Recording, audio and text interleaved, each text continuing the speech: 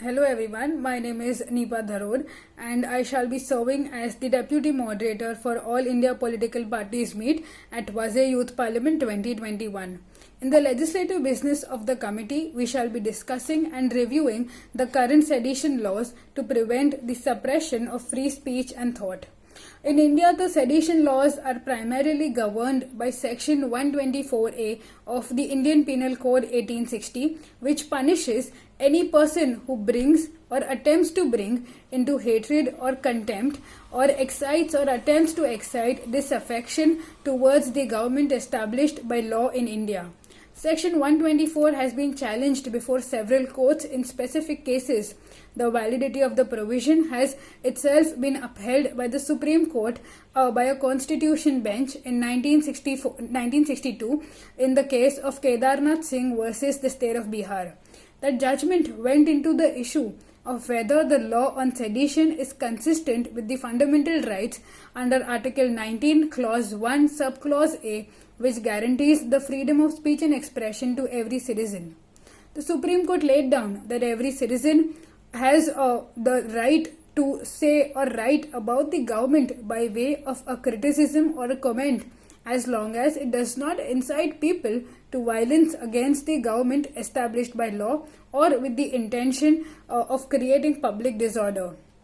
Although the Supreme Court upheld the sedition laws, these laws have been rampantly and extensively been used or maybe even abused by the state authorities to suppress any voices against it, thereby suppressing and violating the fundamental rights of freedom of speech and expression guaranteed under Article 19, Clause 1, Subclause A of the Indian Constitution.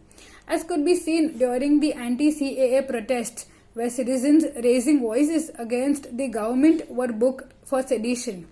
As for instance, a boy named Sharjeel Imam, a JNU student, was arrested for sedition for an anti-CAA speech. After his arrest, more than 50 other students were also booked under sedition for rising in favor of Sharjeel.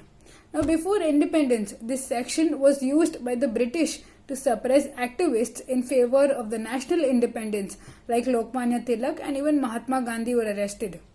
In the recent times also, various notable authors, creative professionals, activists, politicians and even academicians have been charged with sedition, like Binayak Sen, Arundhati Roy, Asim Trivedi, Simarjit Singh Man, Akbaruddin Awesi, Kanhaiya Kumar and even the recent Disha Ravi case.